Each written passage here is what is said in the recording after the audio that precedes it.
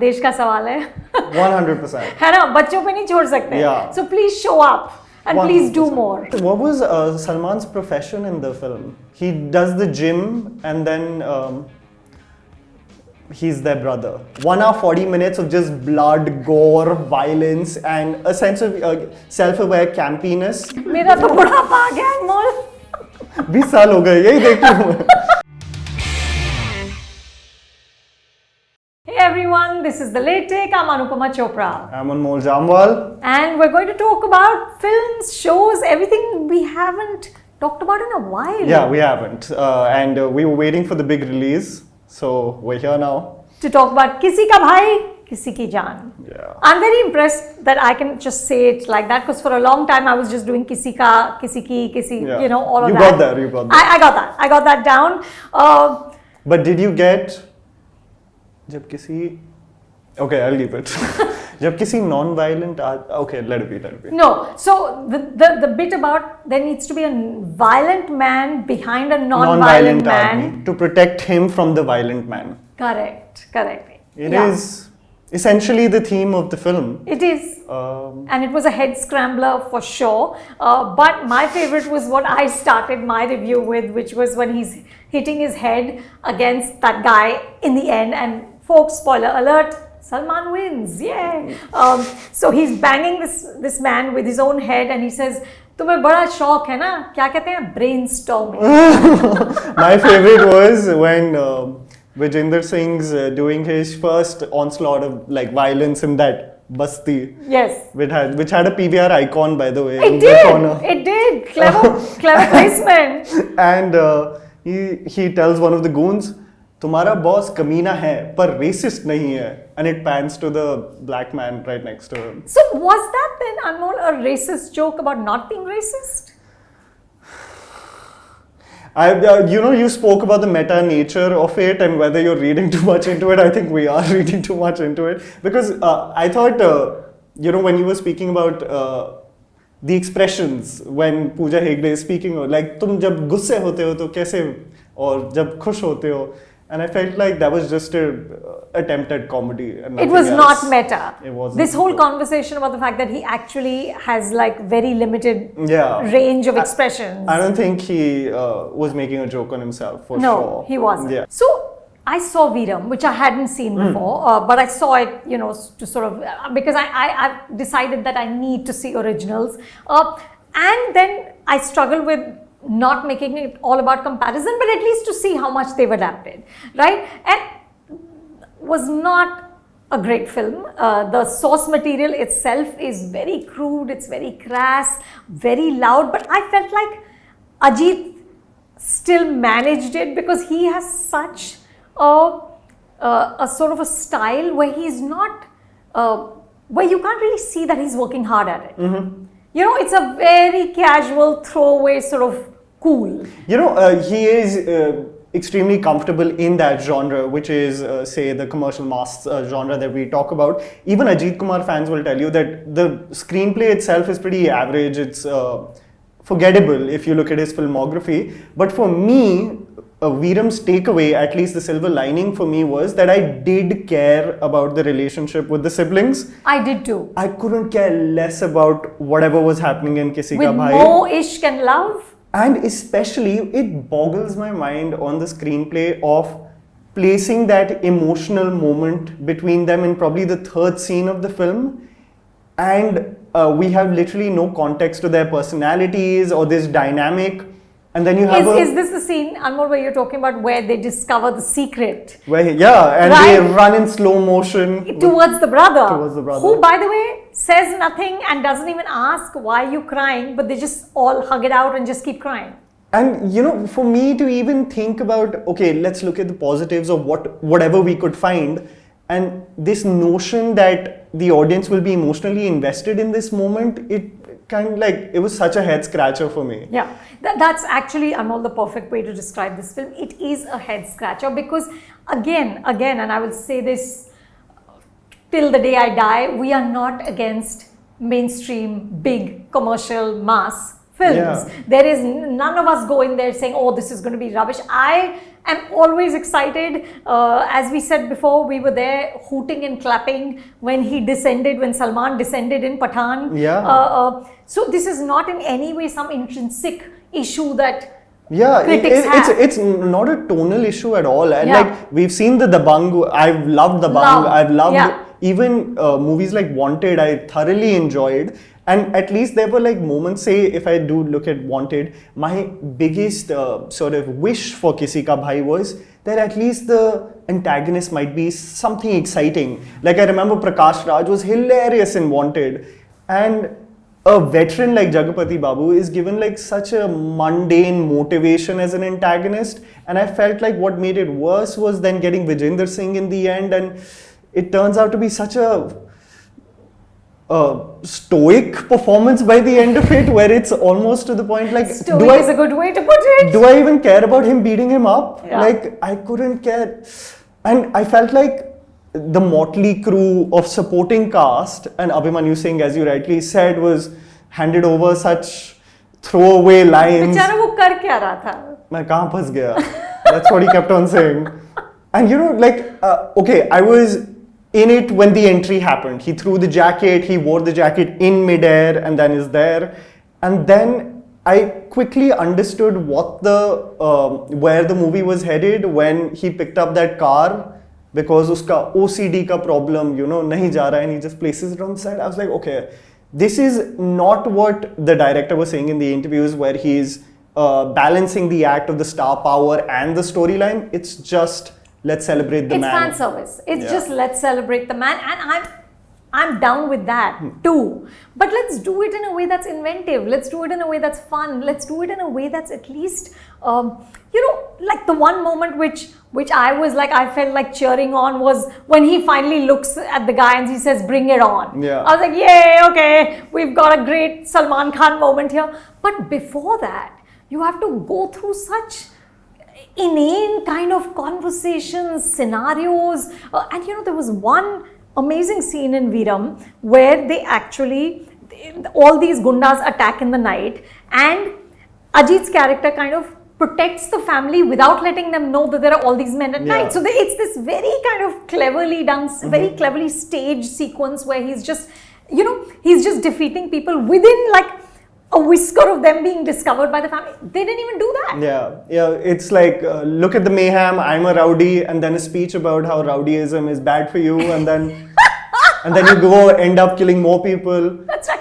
There were so many bodies in this film. No, and then did you see the double impaling where you put one sword through two men? Through two. Yeah. You know, I could still be invested in that. The action set pieces are like this. Salman's gonna kick ass, and that's that.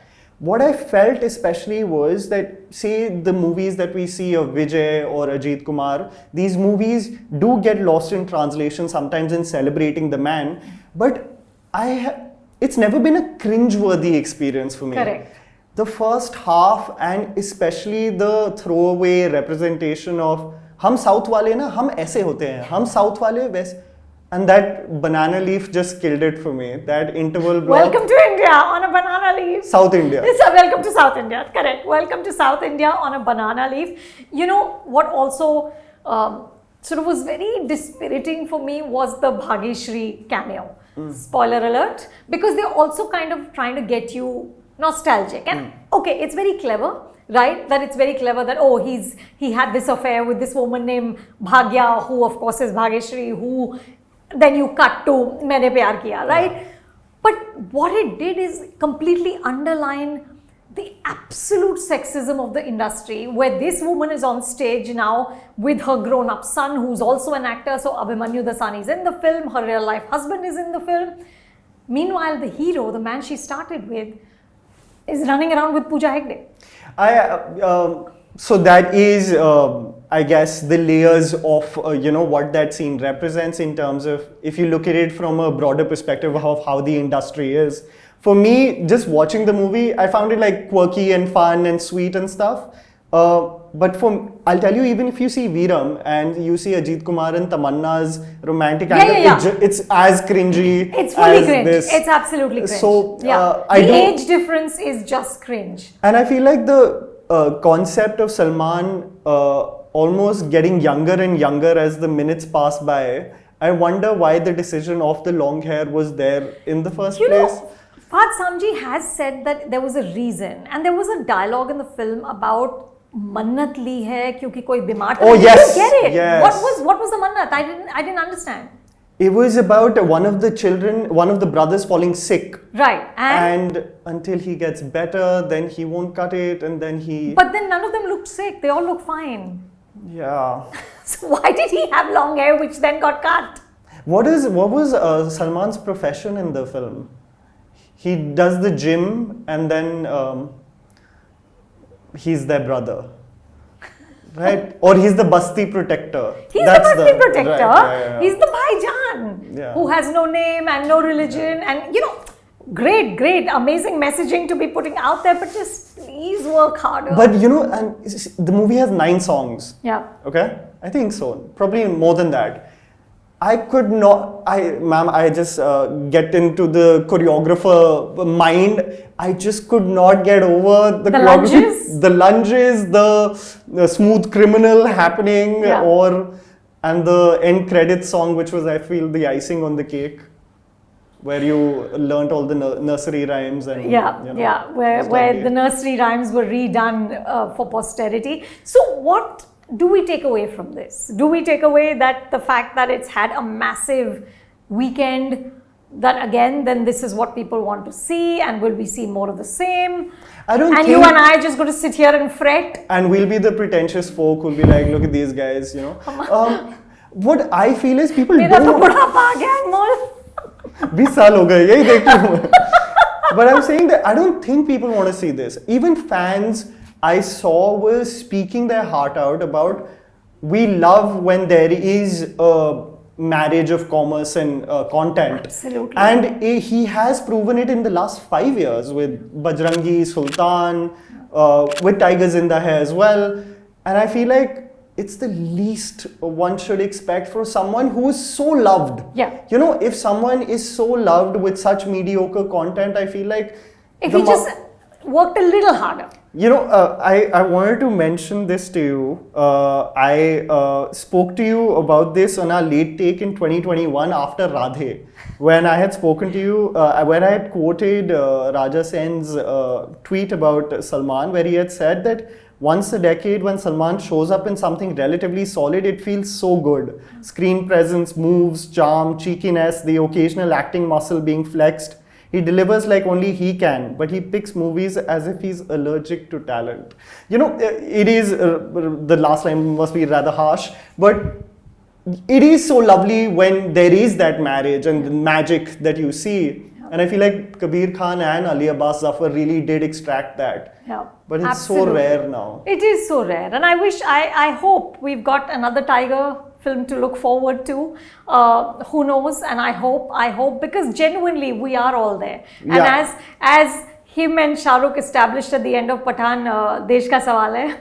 100%. है ना, बच्चों पे नहीं छोड़ सकते. Yeah. So please show up. And 100%. Please do more. Yeah, I do hope the same, because it is an exciting franchise itself. Yeah. And I do think that Manish Sharma still has the best to show. Absolutely. So, he's an exciting director. He's a director who kind of has a different perspective. Yeah. So looking forward. Fingers crossed always. What else did you see, Anmol? So I did see 2 horror films. So this weekend was for horror fans, I have to say. So I did see a movie called Evil Dead Rise. Yep. I saw the posters of that. Yeah. Because I know you do are squeamish with these kind of genres, it is definitely going to make you almost cover your eyes in every scene. Gory? Oh, gore to the point where it's unbearable. It's definitely probably not your cup of tea, but 1 hour 40 minutes of just blood, gore, violence, and a sense of self-aware campiness. So it was a great ride and a packed theater. So the audience was like gasping and cheering through What everything. fun. So it was great fun. What fun. But what did impress me was this Telugu film that's come out called Virupaksha, which is directed by Karthik Dandu, and the screenplay is written by Sukumar. A very, very interesting horror thriller film. It's based in a village that goes into lockdown because there are mysterious deaths happening in the village. And so Sai Dharam Tej, who's the lead actor, then goes into sort of an investigative mode of what's the history of this village and why does an evil spirit like torment it. Very restricted budget. They've shot it so beautifully, ma'am. And you know, you talk about world building and the case of screenplay and the characters that have motivations. It was so well done. How lovely. And an exceptional sound design, I have to say. So the big screen experience was amazing. It's really doing well in Andhra. And if it is near your city, I would really recommend it. How lovely, how lovely. I also wanted to see Ashik Abu's new film, which I might mangle the name, Neela Velicham, I want to say. Incredible director, and just the visual palette of it. And to, you know, I can watch him do practically anything. So that's one that I will really look forward to whenever it comes on OTT. But this week, PS2. Yes, yes. How exciting is that? I am very excited. Me too. I am a little worried because I heard that the hysteria is not as much as the first one. But I am, okay, I keep on telling you that I'm very invested in trade experts and all of that. So that's why this information is coming from there. But I'm so invested to see Aishwarya Rai just being Nandini and what transpires with Vikram and just Mani Ratnam's dream project.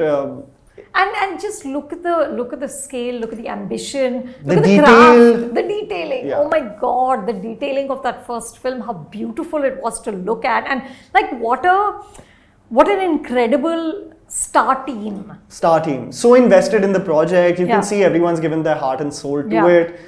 I loved it. I remember seeing it twice because I had seen it first time with very little context to the original source material of the written text, and then rewatching it again and just seeing with a lot of Tamil speakers and how like it was almost their childhood on the big screen.